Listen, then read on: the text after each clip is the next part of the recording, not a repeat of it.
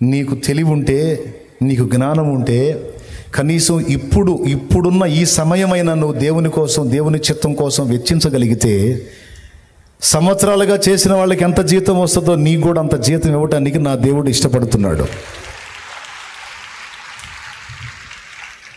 అయ్యో, నా ఆయుష్కాలం అంతా అయిపోయింది, నా శక్తి అంతా అయిపోయిన తర్వాత నేను యేసు ప్రభువుని తెలుసుకున్నాను, ఇప్పుడు ఆత్మలో బలపడుతున్నానయ్యా, అయ్యో ఇప్పుడు నేను ఆత్మీయంగా ఎదుగుతున్నానయ్యా, ఇంకేముందయ్యా నా పని అయిపోయిందని కొంతమంది తల్లులు ఏడుస్తున్నారు. నీకు చెప్తున్నాను, ఏం అయిపోయింది అని అంటున్నావు కదా, అయిపోయింది అంటున్నావు కదా నువ్వు, ఇంకా మహాబతికితే ఒక 5 or 10 అంటున్నావుగా. నా తండ్రి చిత్తం అయితే ఇంకొక 20-30 బతికేటట్టు చేస్తాడు, నీ ఆయుష్కాలాన్ని పొడిగిస్తాడు ఆయన. పొడిగిస్తాడండి. పొడిగించడం ఎట్లా చెప్తావు? అంత అయిపోయింది, ఎంత అయిపోయిందో అంత మళ్ళీ ఇచ్చాడు. 6 రాతి బాణలు ఖాళీ, మళ్ళీ 6 రాతి బాణలు ఫుల్. 40 ఏళ్ల మోషే జీవితం ఖాళీ, మళ్ళీ 40 ఏళ్ల మోషే జీవితం ఫుల్ అయిపోయింది. నేను సాయంత్రం సమయానికి వచ్చేసాను, ఇంకేముంది నా బ్రతుకు అనుకుంటున్నావా? నో. ఇప్పుడు నువ్వు సిద్ధపడి దేవుని కార్యం కోసం పరితపించిన, ఇప్పుడు కూడా నిన్ను వాడుకొని నీకు అదే జీతం ఇవ్వడానికి నా దేవుడు ఇష్టపడుతున్నాడు. కాబట్టి ఇక టైం పోనీయొద్దు.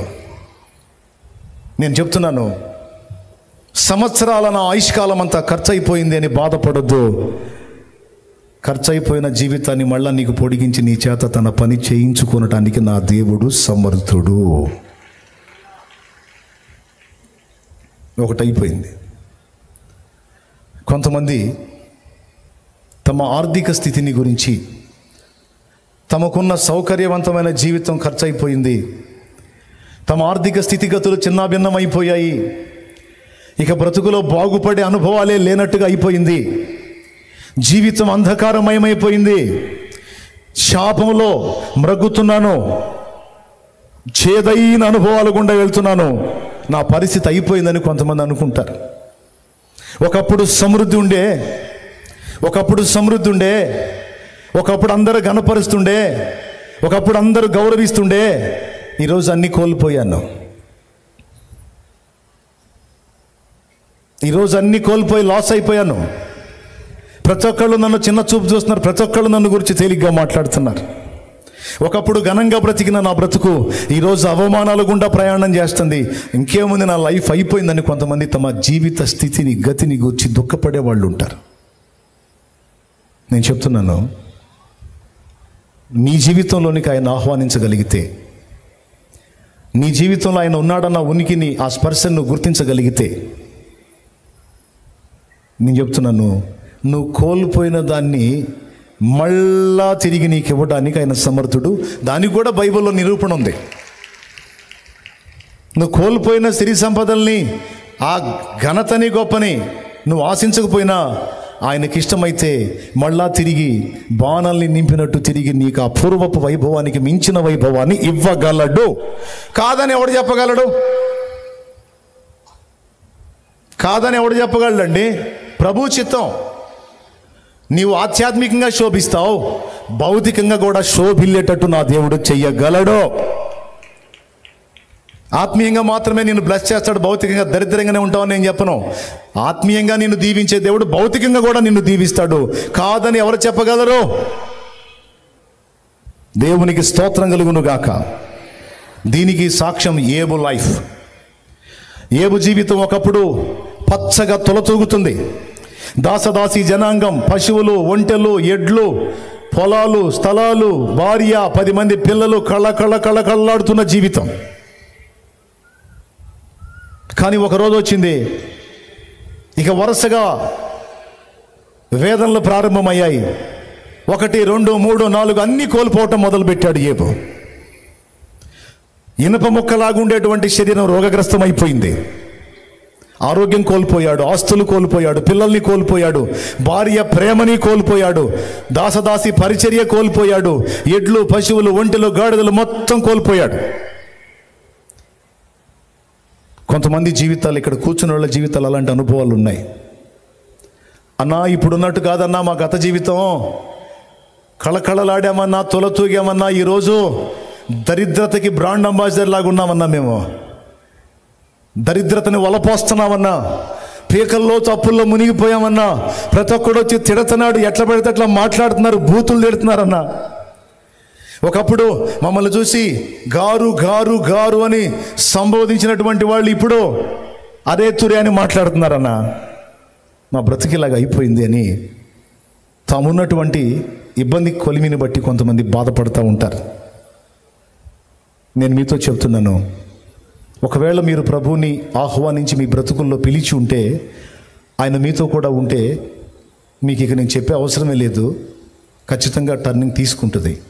ఒకవేళ ఇంకా ప్రభువుని పిలవకపోతే ఇప్పుడే నువ్వు ఈరోజే ఈ కూటానికి ఇక్కడికి వచ్చి ఉంటే, ఈరోజు నీకు చెప్తున్న శుభవార్త, నా యేసయ్యని నీ బ్రతుకులోకి ఆహ్వానించు, నా యేసయ్యని నీ జీవితంలోకి ఆహ్వానించు, కనీసం ఈ రోజన్నా ఆహ్వానించు.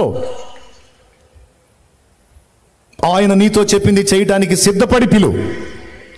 ఇప్పటిదాకా మంత్రగాళ్ళు చెప్తే చేశా, సిద్ధాంతులు చెప్తే చేశా, చేతబడోళ్ళు చెప్తే చేశా, ఉచిత సలహాలు ఇచ్చిన వాళ్ళు ఏది చెబితే అది చేశా, ఎక్కడ గుళ్ళు గోపురాలు మొత్తం తిరిగి మొక్కనిది లేదు, తిరగనిది లేదు, అన్నీ అయిపోయినాయి. కానీ నా బ్రతుకు మారలేదు, నా శాపం నన్ను విడిచిపోలేదు. ఈరోజు నేను యేసు ప్రభు దగ్గరకు వచ్చాను. ఈరోజు నేను ఆయన చెప్పిన మాట వినాలని ఫిక్స్ అయిపోయాను అని నువ్వు అనుకుంటే, నువ్వు మంచి నిర్ణయం తీసుకున్నావు. యేసు ప్రభుని నీ బ్రతుకులో నీకు పిలిచేటప్పుడు ముందే ఫిక్స్ అయిపో. ఆయన ఏదైతే చెప్తాడో అవన్నీ నేను చేయాలి, ఇక ఆయన ఏది చెప్పినా అడ్డు చెప్పకూడదు అనే తీర్మానంతో పిలు. నేను చెప్తున్నా, ఆయన నీ జీవితంలో నీకు వస్తే, నీవు కోల్పోయిన సంవత్సరముల సంపదని తిరిగి నా తండ్రి నీకు దయచేయగలడు. కొడితే గట్టిగా కొట్టాడు, లేకపోతే సర్దుకోండి అని చెప్పా. ఎందుకు బతిలాడినట్టు? కొడితే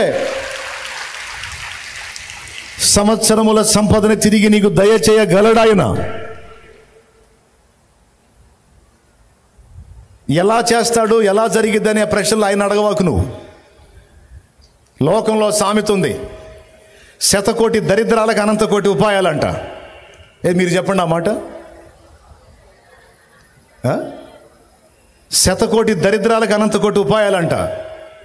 అది దేవుణ్ణి ఎరగని అన్యుడికే అంత నిశ్చయత ఉంటే,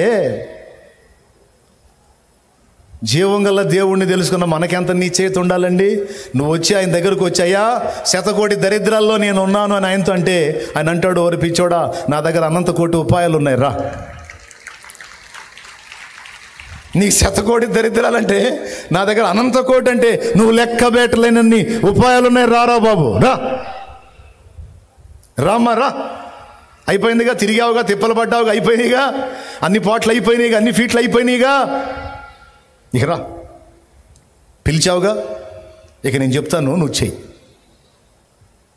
మారు మనసు పొందమంటాడు, పొందాలి నువ్వు మారు మనసు. పనికి మాలిన వాటిని విసర్జించి జీవం గల దేవుని వైపు తిరగాలి. పనికి మాలిన అలవాట్లు, వ్యసనాలు, ఆలోచనలు వదిలేయి అని చెప్తాడు, వదిలేయాలి. మారు మనసు పొందానయా చెప్పు. పొందావా? పొందానయ్యా. ఇక సిగరెట్లో ఇక లేదు, ఇక మందో లేదు. ఒకప్పుడు తెలియక తాగాను, కానీ నేను ఎందుకు తాగుతాను ప్రభా? నిజమే, పశువులు కూడా తాగవాయి. అది ఇప్పుడు అర్థమైంది నాయన, నాకు అప్పుడు అర్థం కాలేదు. ఇంకెందుకు తాగుతానయ్యా, నేను తాగను. మీరు కావాలంటే పొగాకు తీసుకెళ్ళి గొర్రెల ముందేయండి. సరే, గొర్రెల ముందు వద్దు, పంది ముందేయండి. పంది అశుద్ధం అంటే దాని ముందేయండి. అది పొగాకు తింటే అప్పుడు అడగండి. దానికి తెలుసు, అశుద్ధం తినే పందికి కూడా తెలుసు పొగాకునది ముట్టదు.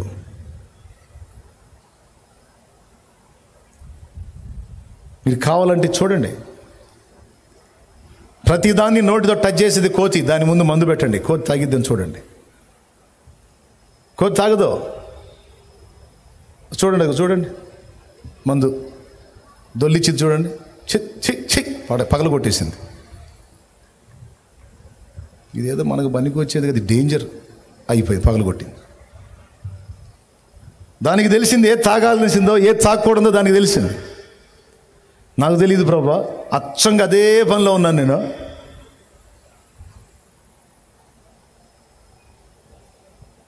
అదేమో కోచ్ అయి ఉండి తాగకుండా ఎగురుతుంది, నేనేమో అది పడేసిన దాన్ని తాగి నేను దానిలాగా తయారయ్యాను.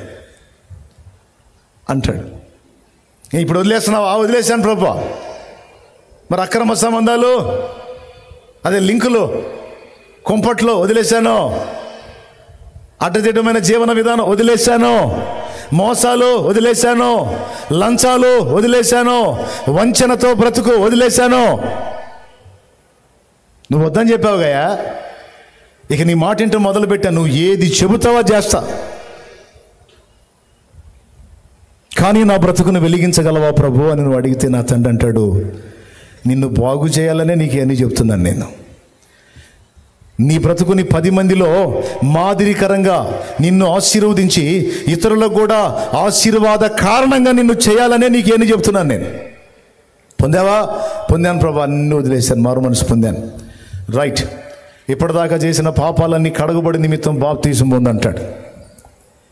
బాప్తీసం అవసరం అంటావా? అనకూడదు. ఆయన చెప్పింది చేయాలి కదా. చేసినప్పుడు ఏం జరిగింది? తరతరాల పాపాలు, నువ్వు చేసిన పాపాలు మొత్తం ఆయన రక్తంలో కడిగేస్తాడు.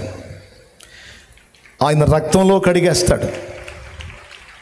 ఒక భక్తుడు ఒక మాట అన్నాడు, కాలం తాకే ప్రతిదీ పాతదవుతుంది, కానీ క్రీస్తు తాకే ప్రతి వ్యక్తి కొత్తవాడవుతాడు, కొత్తదవుతుంది అని మాట్లాడాడు. కాలం తాకేది ప్రతిదీ పాతబడిపోతుందట, కానీ యేసు తాకితే వాడు నూతన సృష్టి. పాతవి గతించెను, పాతవి గతించెను, ఇవిగో సమస్తము క్రొత్తవాయను, ఇవిగో క్రొత్తవాయను.